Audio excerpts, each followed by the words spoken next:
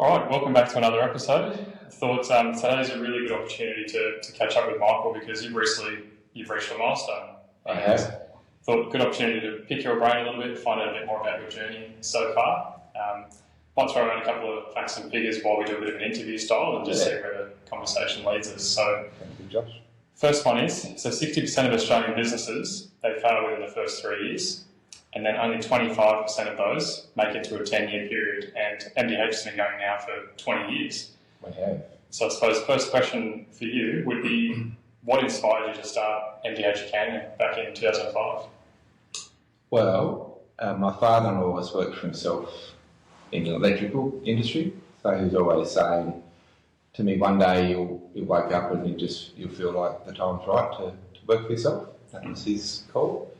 And at the time, this was probably over a 3 or 4 year period, I thought I should be working for myself, but I wasn't quite, didn't have quite the conviction, I suppose, is the right word, that was the right path for me.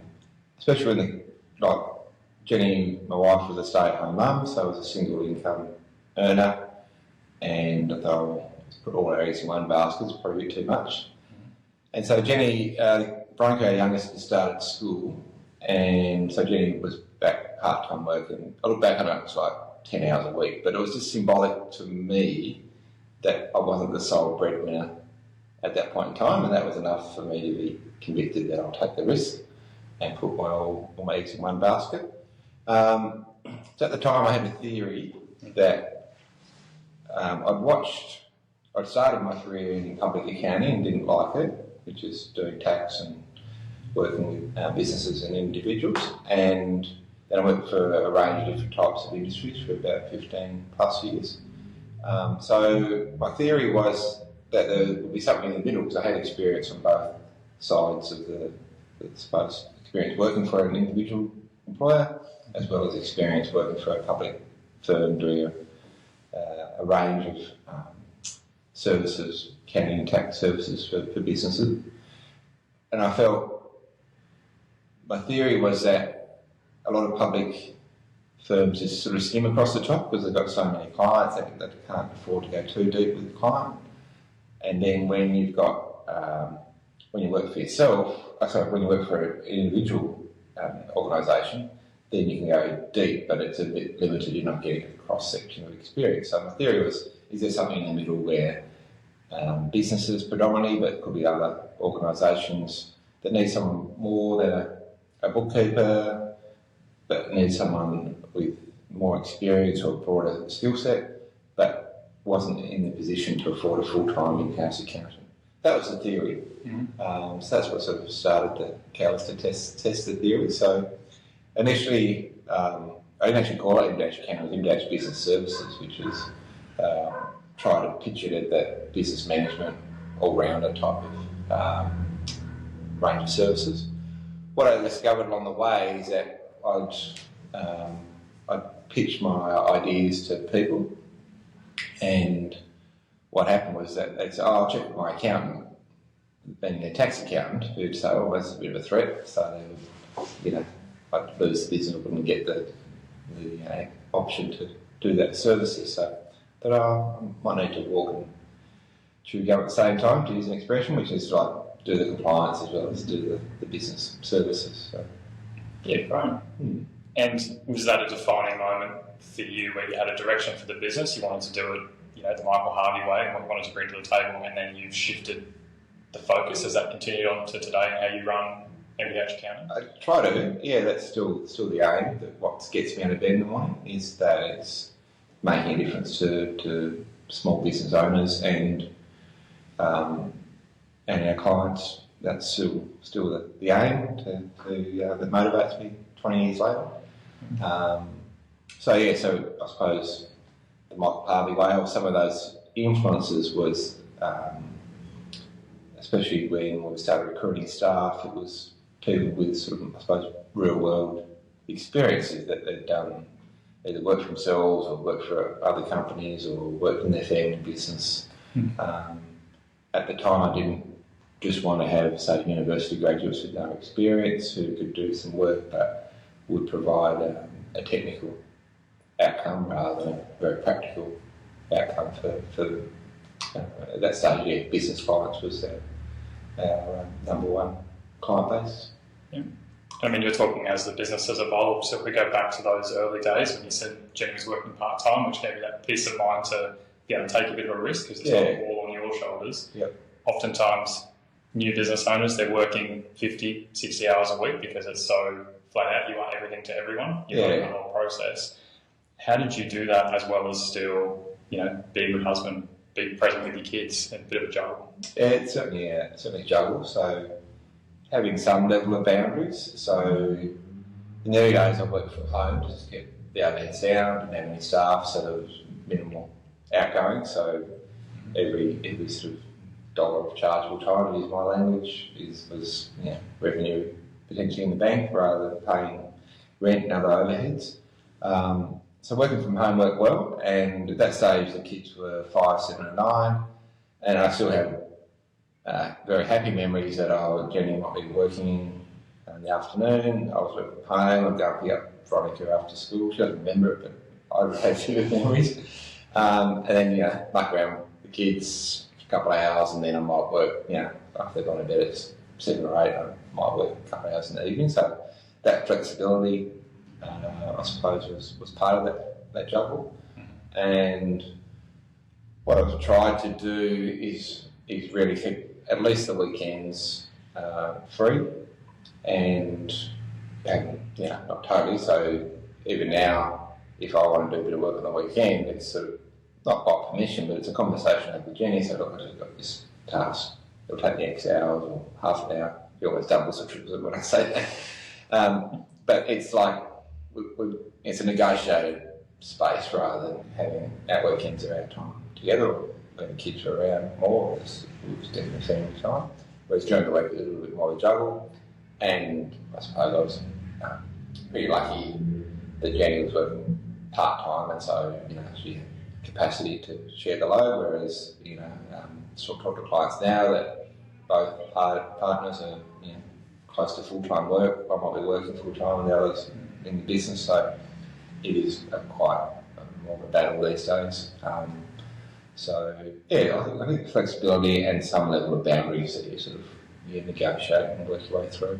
Yeah, and that's kind of continued on now, so you've still got your hard boundaries necessarily. You bent a little bit around some and things, but family kind of mind is the main. Yeah, so family looks slightly different, but if it's a family issue on, that gets priority, and that's part of the initial core value for when we started recruiting staff. Was I always said you only get one chance to see your oldest do a grade 6 cross-country run, so for the sake of a couple of hours, go and watch them do that, and we'll make it up somehow down the track. Particularly if you can do that while the kids are asleep, because I guess you work from home to keep your costs down, which makes pretty good sense from a business perspective while you're getting out. But what it also enabled you to do, it sounds like, is be a dad that you wouldn't have got the opportunity had you been going to an office for 40, 50 hours a week working for someone else. That's right. So that period of time worked for I can't remember, 2 or 3 years, and then it sort of morphed that I was starting to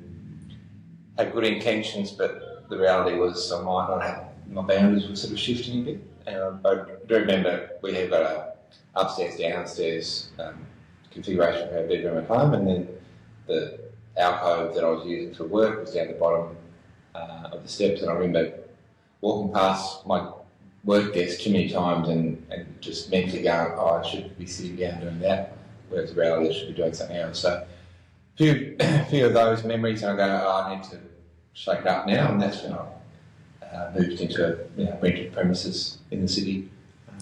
So that was probably year 2, year 3 or something like that. So early days when certainly there's still a lot of risk to the business because you haven't really got an established business necessarily. It takes a while to get things up and going. So how did you manage that risk as you scale things up and bring in those new expenses, probably looking at new staff? How did you manage that risk? Yeah, so in the early days, we had a line of credit on our house, had paid down our mortgage quicker, so it gave us breathing space for some living expenses whilst the startup was happening.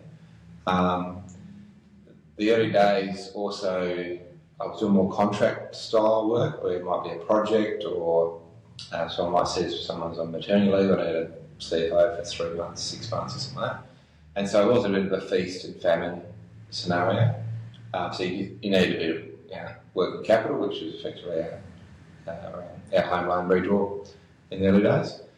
So that works for stage one. Stage two is when you moved out of the house, and I suppose it was a hybrid. I just rented an office space off Shadforth and City here, so it was just I still had some. I didn't have to go and buy back then photocopier and server or stuff like that. I could still plug into their infrastructure and just pay a little bit extra in rent to have that. So that was a way of keeping the capital costs down back then. But I sort of went to stage two.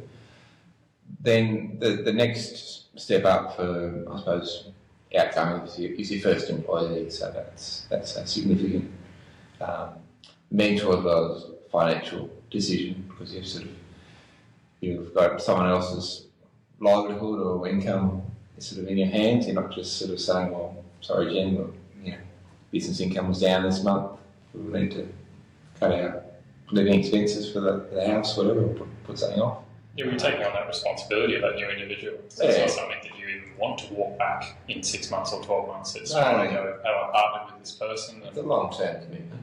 So maybe there's mitigation strategy. So like Sienna, my first employee, she was on casual, sort of a handshake of X number of hours a week, but it was flexible. So in theory, I never did, but in theory I could say, sorry, Sienna, there's no work for you this week.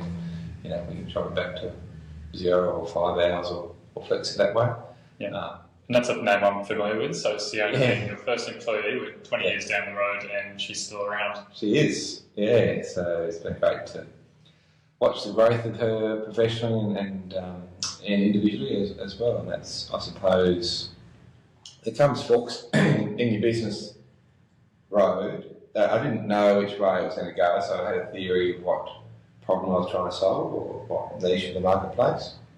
Didn't know whether it was just going to be me and my laptop or build a team. And I think Sienna coming on board, and that sort of gave me a taste of the effective multiplication, as in you can get others to do certain types of work and you can do work. So sort of from a business sense, it's like, oh, my chargeable rates doubled effectively because I've got, 2 people doing what before I was doing only one for one ratio. Bit of leverage as well. Yeah, time leverage like that. So the risk versus reward, and then watching people develop. I just really enjoyed that side of business and finding and looking after good people. So. Yeah, and you've continued to do that from the first employee. So tell me a little bit more about how MPH has evolved now, because you're not just 2 people anymore and you're not just operating out of a small office. No, it's sort of evolved, but the premise is still the same in my view, that, you find good people, and that find can be a range of different ways. So sometimes Sienna, I used to work with her twin sister before I started working for myself, and she dabbled in a bit of work, and then she would work interesting conversation to have at some point. So that's things you just have at the back of your mind that's a good person, versus other times people sort of either knock on your door or someone said, you should have a chat to such and such because they might be looking for some work. Never went poaching, never went putting it out in the paper or anything like that. And one of I suppose the other premises was twofold. One was to cater for those individuals where they're in the stage of life. So what I mean by that is that Sienna and Mandy and sort of some of the early employees, one of my mentors said, this comment's 20 years ago, so it sounds funny saying today, but working mums, which they predominantly were an expected part of our profession, the accounting profession.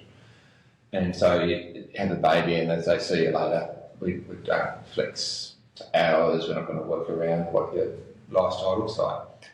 And so he said, well, they're just sitting at home. And he was quite an innovator. He said, well, you give them a laptop, you can give them, flexible hours around school hours. And that worked fundamentally great because two reasons. One is when they came to work, it was like, I've got to arrive at 9:15, I have to drop the kids off at school, I've got out of here by 2:30 to pick them up. And it's like smashed out work, but not mucking around out the door they went. As well as having the skill set that was neglected because the industry, as well as a range of other industries, were just saying we can't get our head around how to be flexible in this space. So it worked well from that perspective.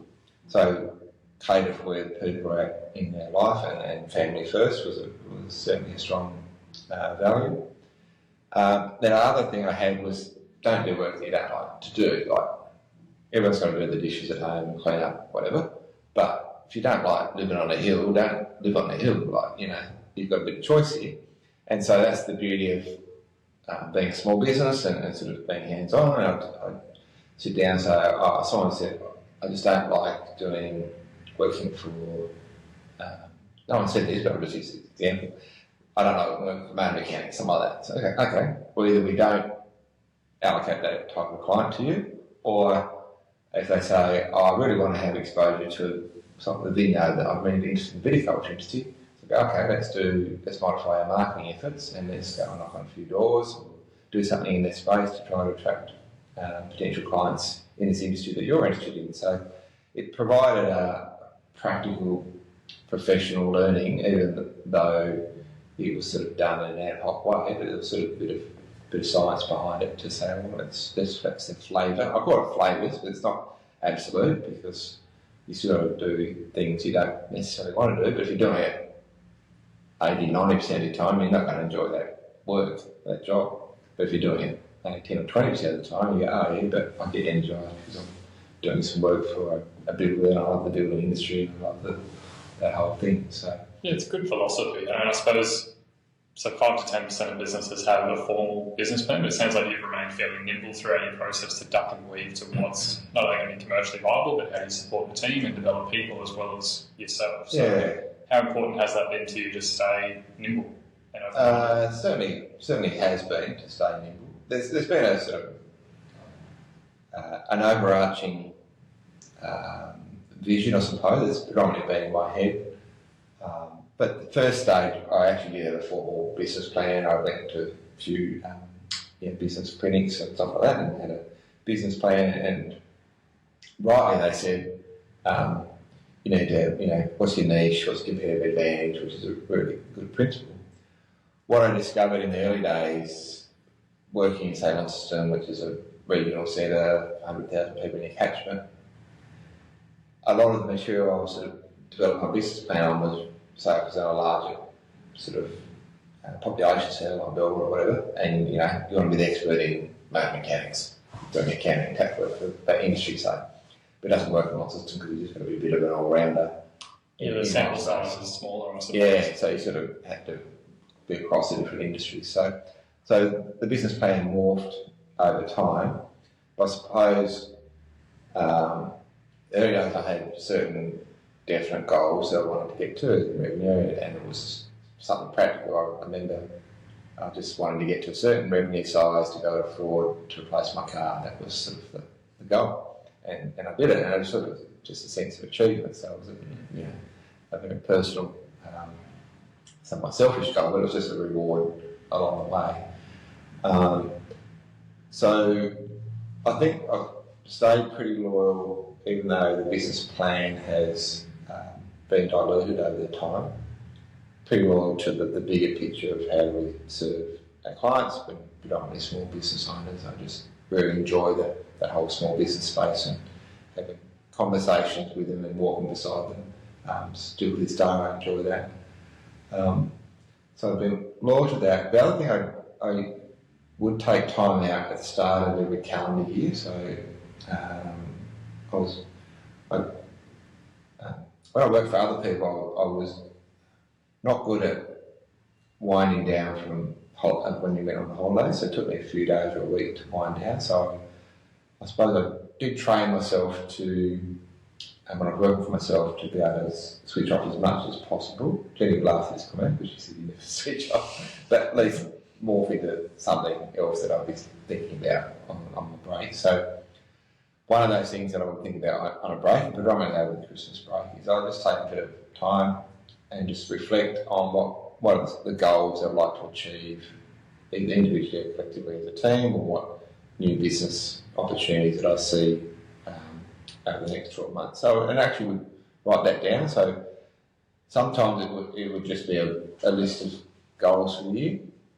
Other times it'd be a very particular emphasis, might be a sales and marketing plan. So I want to grow either into certain industries or grow in terms of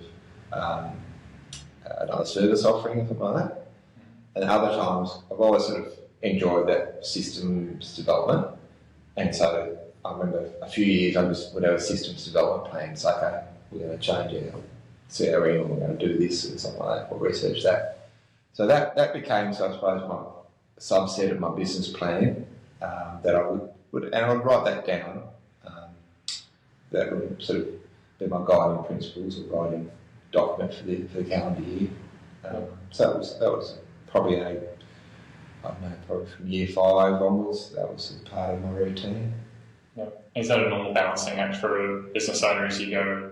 One question is how do we become more efficient at what we're doing, but also how do we become more effective at maybe targeting a certain market or growing the business? It's oftentimes choosing between the two, and how do you balance that? Yeah. Is that something you still review annually, like at the start of the calendar year? That's still a principle you do? Yeah, I try to. It's I've probably diluted it in practice the last few years, but it's still, I still try and have those reflective moments.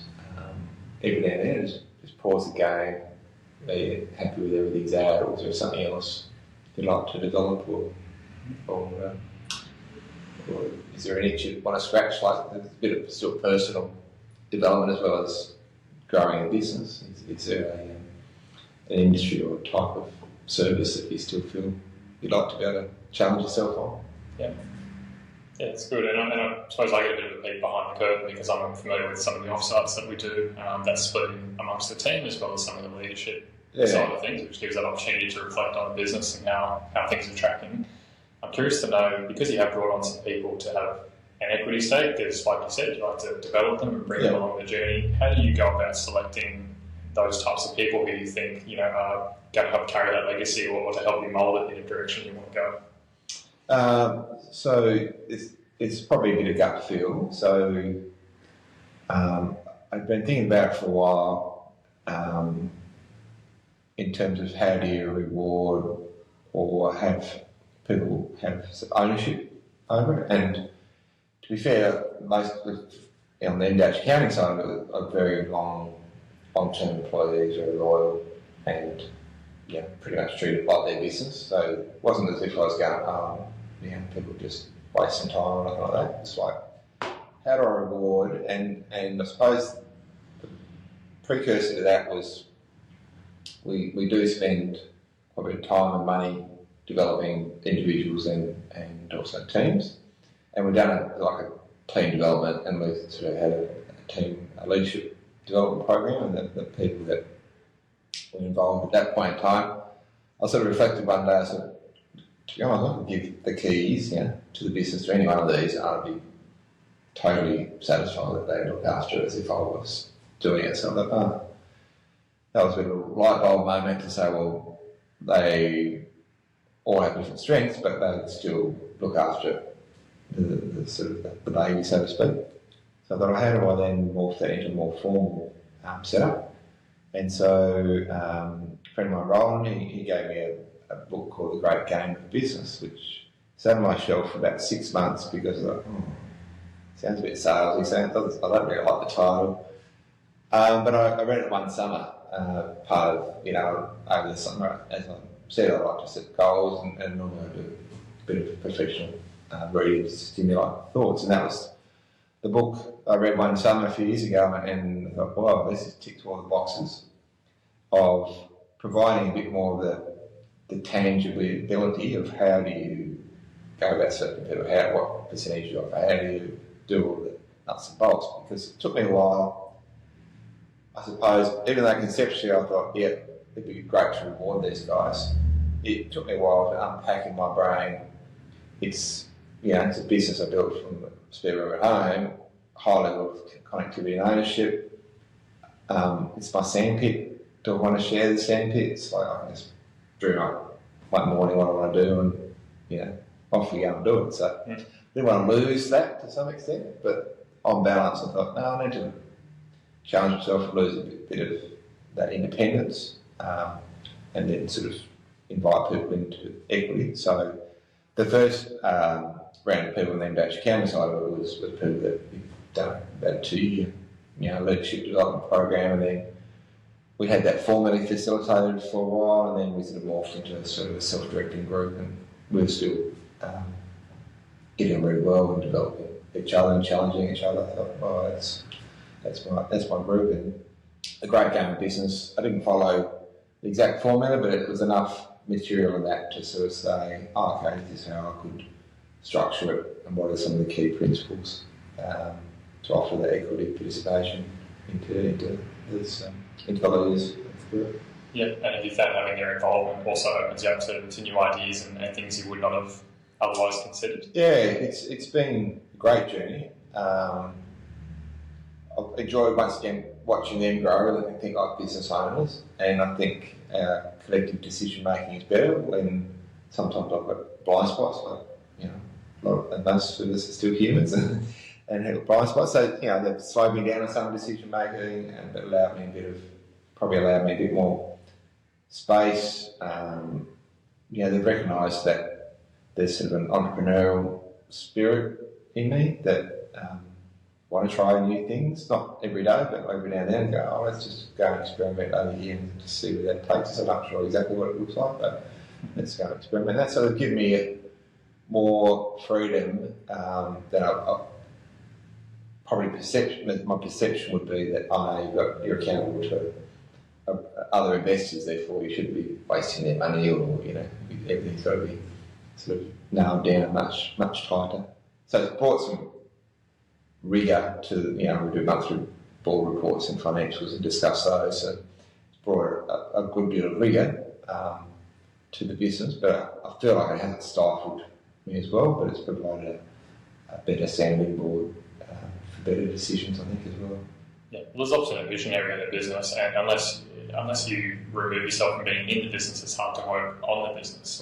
You've mentioned being able to give the keys to somebody and have them run that, and it sounds like that's the case. You've got a good team around you. Has that flexibility and kind of time away enabled you to actually pursue those things and go, why have we been doing this, or could we start solving this other problem? Have you been using that? Yeah, it's been an interesting journey in the terms of I still get stimulated by the world of business. So Jenny summarised me well. She said, you're not motivated by money. You don't have an aspiration to create all this extra wealth for us as a family. We don't seek that.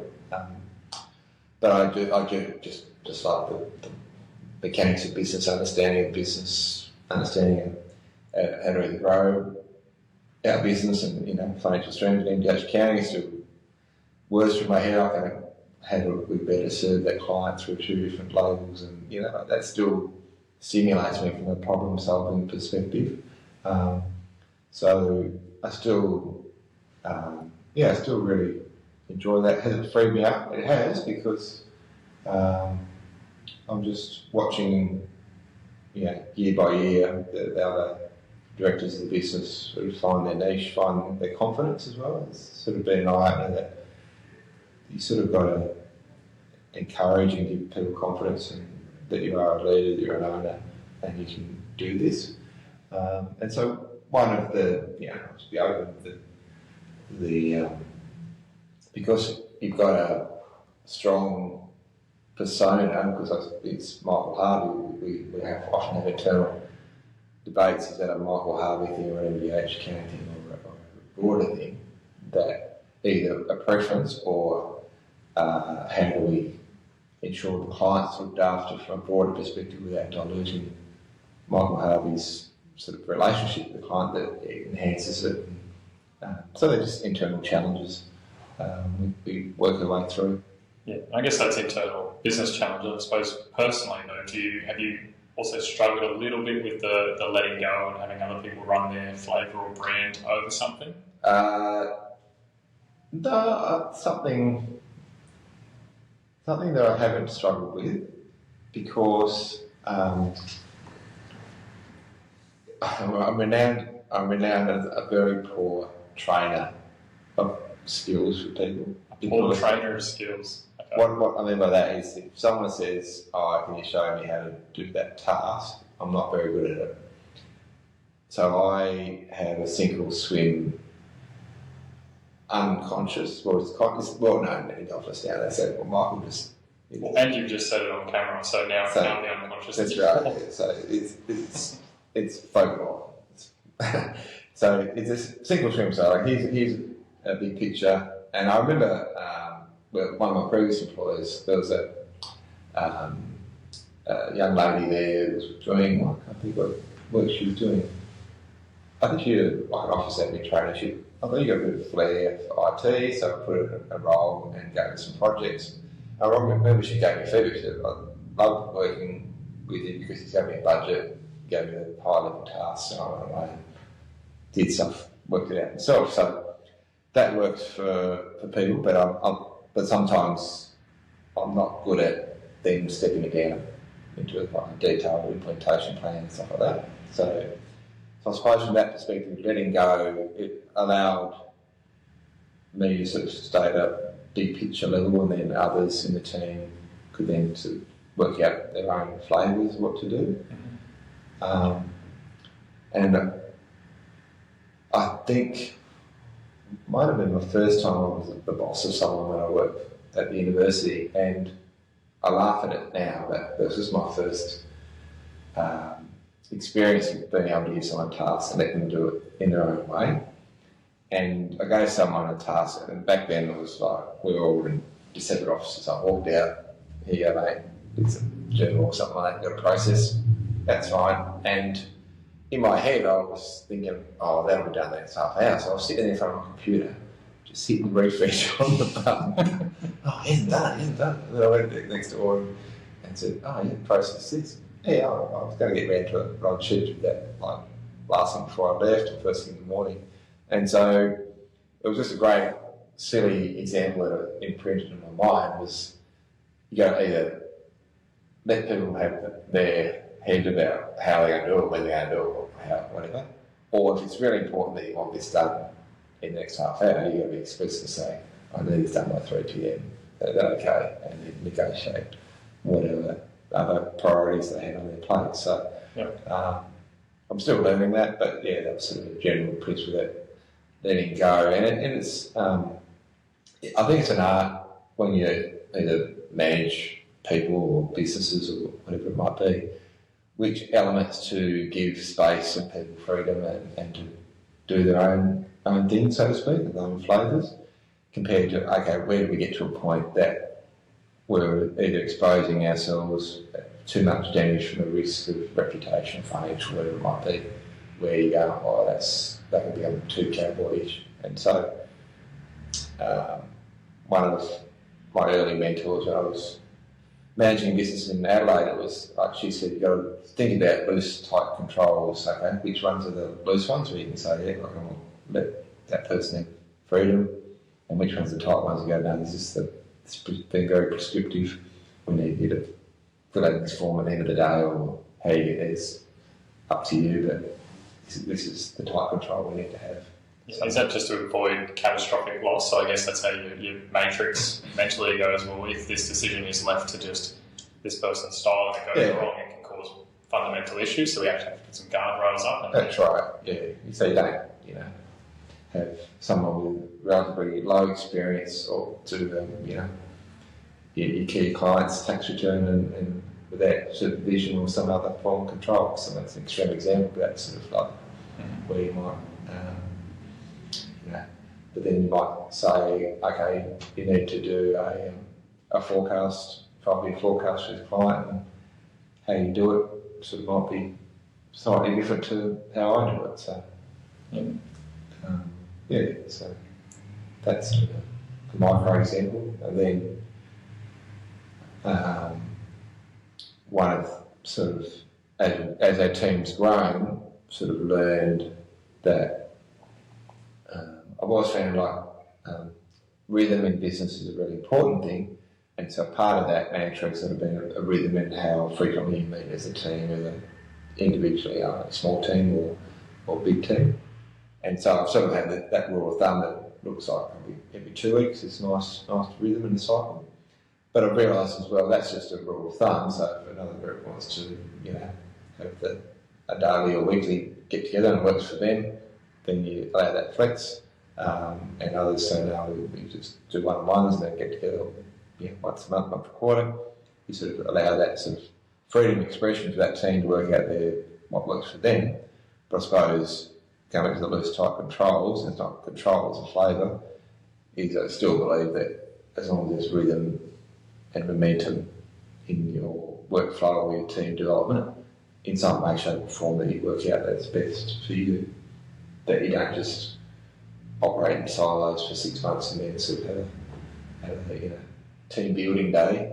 Sure. Just trying to solve all the problems that should have been addressed 3 or 4 months earlier. So. Well, that was the key before. I was asking about the efficiency versus effectiveness. Because as a silly example, you could, if you're mowing a lawn with a pair of scissors, you could do all the research in the world on the best pair of scissors and how it should be sharpened, but not actually stopping to say, are we using the right tool for this job, or do we just get the world's worst lawnmower will do a better job than the world's best scissors to do that job? So stopping to actually reassess rather than just sitting in a silo for 6 months and not poke your head up. I find that can often lead to burnout as well if you're not constantly checking in.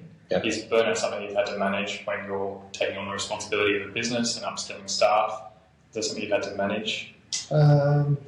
Certainly, you're aware of it. There's certain pressure points. So, going back from the early days when you sort of take on board other people's wages and incomes, then you do suffer.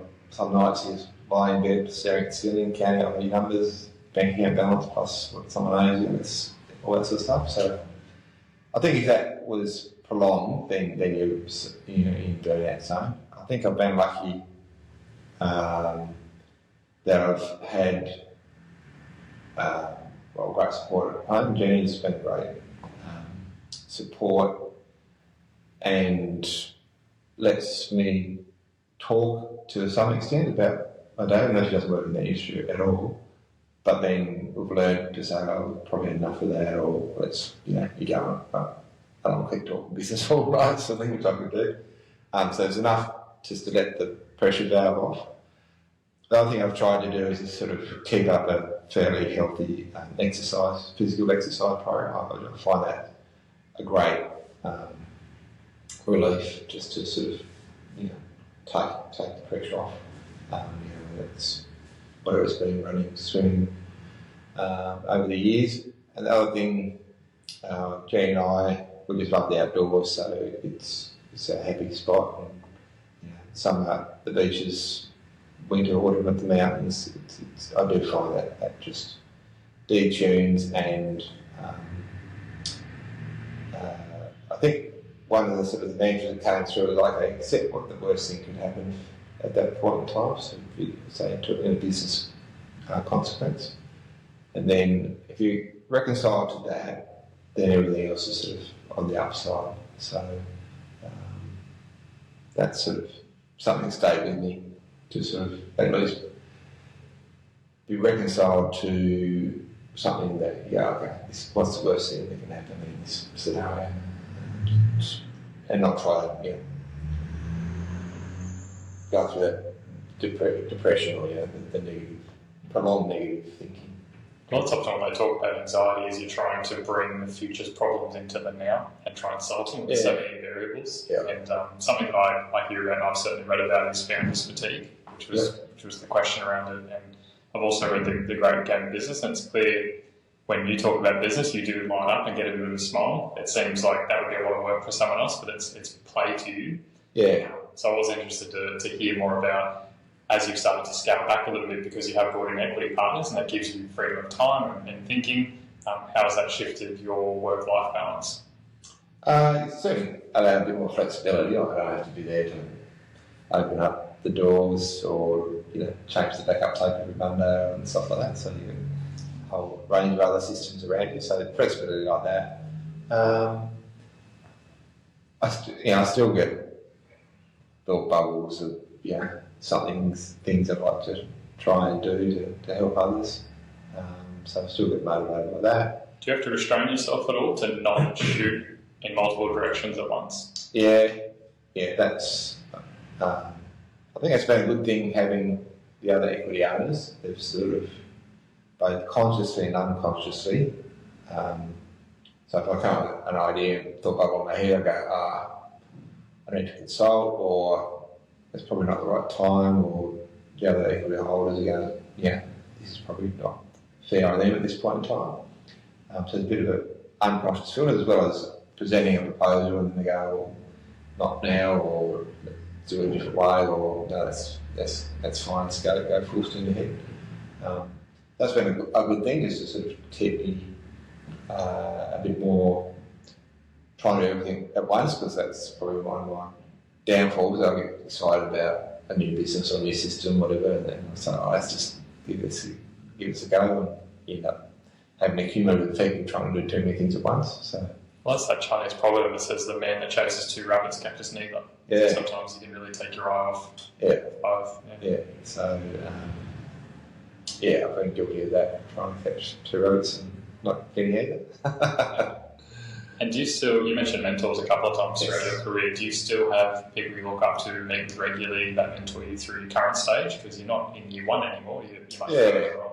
Yeah, there's a collection of people that I've leaned into over the journey, and I probably don't have a regular pattern, but my best learning has come from chatting to other people, my peers. That's one of the things I really enjoy. So the group of other accountants, we catch up for lunch or coffee, once a month, once a year, once a quarter. So I sort of count them as mentors, and we just swap notes and bouncing ideas off. So that's been a real strength. And my pastor at church, Tim O'Neill, he worked for business, and he was an early mentor, encourager. So I still catch up with him for breakfast, probably a bit less regularly these days, and it's not like a formal program, but we sort of just still have a connection there, just to either talk things through, or just the friendship that we still value now. And then there's two or three other people that I'd call mentors, but they're sort of friends, so just sort of. It's not a formal thing, it's really just a bit of a sounding board. And if I've got a specific problem, then I might pick two or three out of that group just to say, this is what I'm grappling with, what's your thoughts and perspectives? Yeah. And some of the mentoring or sounding boards have sort of become, as the businesses have grown, and we've got other businesses affiliated under the collective umbrella, then there's some good sounding boards within the team as well. So. Yeah. And looking back over the last 20 years, what are some things that come to mind as key achievements for you that you're proud of? I think the development of people, of the teams and individuals in being an employer, and going back to Sienna, nearly 20 years, and just seeing what she's doing today, both in her personal life and professional life, you go, wow, it's just great to see that development and watch sort of her and her family sort of grow up. So really great sense of sort of satisfaction or achievement, if that's the right word. Well, it's multi-generational now, but it's not just the only thing. I've got her daughter, Nicola, is now reception, and that's another great example that Nicola's come on board and is watching her growing confidence and taking her, sort of owning her patch and making it her own. It's just great to watch and see. Yeah, but there's probably times where you would have seen her as a young girl, I suppose, different times, and now she's at reception and bringing people. So it's a great story there. I think having the just what I've learned, I suppose, about business. I'm still enjoying the journey, not the destination, I suppose. So there's no fixed destination. I don't, you know. Some people said to me, "Oh, when are you going to retire now? You've got other going to be participants." I said, "I don't have any plans to retire. I just enjoy what I'm doing too much still." So I'm still enjoying the journey. And I suppose just walking beside clients and walking beside people, I still really enjoy. So one of my clients who's really a mate, we catch up for every few months, just a bite to eat and natter about life. And his business affairs were a mess when we first came across each other in a business sense. And so to watch him help him to get his business affairs in order, and then also work out what type of business or style of business, size of business is best suited to him. There's a good example where I think every business has got its sweet spot. It's like, and for him not having any employees, it's like I have 2 or 3 machines. He's an excavator driver, and that was his sweet spot. And his employees were doing it heavy, whereas my journey has been different. Employees were that whole factor of multiplication and business generation through other people that I really enjoy and get energised by. But I see clients that go, "Well, that's not really going to be you, maybe, or it might be look differently to you." But to walk beside and have deeper conversations than just saying, "Well, here's your tax bill for the year," or which is sort of a part of what you need to have a conversation with, but it's not. If that's all your conversation is, then it's a bit shy. So I enjoy the richness. Like catch up with a client this morning, and long-term client, he's showing me photos of the new boat he's bought and all that sort of stuff. So it's more than just we've got a tax problem, whatever it might be. So I guess in a lot of ways you've had the opportunity to grow probably hundreds of businesses across many clients. So for someone who enjoys the game of business or just loves playing for the sake of playing and just getting better at the game and inviting other people to play, I imagine that fills your cup in another way that it probably doesn't for others. It's and I sort of get, having started the business from scratch, I sort of get the whole small business mindset of the ups and downs of it, and it can be a lonely place where you don't have a lot of necessarily professional associations to talk to, or family might not get it or whatever. So I think just allows me to have a high level of empathy to, this didn't quite work out, but you have a go, or let's just pause the game for a while and then try a different direction. But also understanding that, there are stresses and strains running around business. You're not just speaking from your experience either. That's often when you go to the barbecue chats and you're getting the advice from an aunt and uncle, they take about their experience and their viewpoint, but you're getting it from all of the clients you've serviced across many industries, many demographics, so again, very fun for you, I imagine. That's about it. Just still enjoy those conversations. It's good. And so, given that you do still enjoy those conversations, tell me what's next for MDH. We've looked back over the last 12, 20 years and what's in the future. I feel like I've just been giving some thought recently about what the next generation of small business owners looks like. So I haven't solved the problem of getting any younger, so I'm just seeing clients that are a lot of the times your client demographics are sort of similar to your own. So I'm seeing some clients saying, what they're thinking of selling and stuff like that. So I'm been giving some thought, who are the potential buyers for these small businesses? So both from giving business advice and being partnering with those business owners. But I'm just thinking, what does the mindset of a different generation look like for a small business owner? And I was only caught up with a client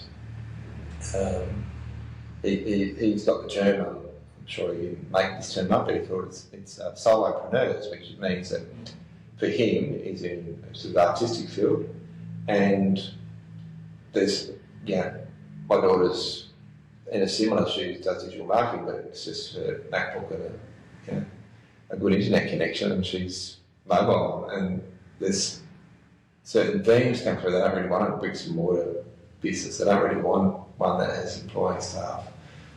They want the flexibility and freedom, but they're building networks, collaborative in their approach, very tech savvy, very much in the digital space. So it looks a lot different. So I've just been applying my mind. What does that look like from an accounting, advisory, compliance, business advice service over the next decade? So I'm not sure exactly what it looks like, but that's sort of just been ran my brain the last few months. And I think for me, I still believe business for me and business for others has a purpose beyond just building a bank balance. That there's so much more that can be gained by having your own business, whether that's adaptive lifestyle or a lifestyle can change over time, or whether you work walking beside the clients or your staff and providing some guidance and input, or solving a problem that you go, well, someone needs to solve this problem, or whether have a go and see where it takes us. So. Exciting. Look, thank you so much for your time, and again, congratulations on 20 years. Yeah, and, thanks. Look forward to the next conversation we have. I think it's worth probably unpacking things a little bit more, maybe a bit of a business masterclass series or similar. Because I can see you light up when you talk about it, and certainly it's nice to have a conversation with you. So I appreciate your time. Thanks, Josh. I appreciate you asking some great questions. Thank you. All right. See you next time. See you, Josh.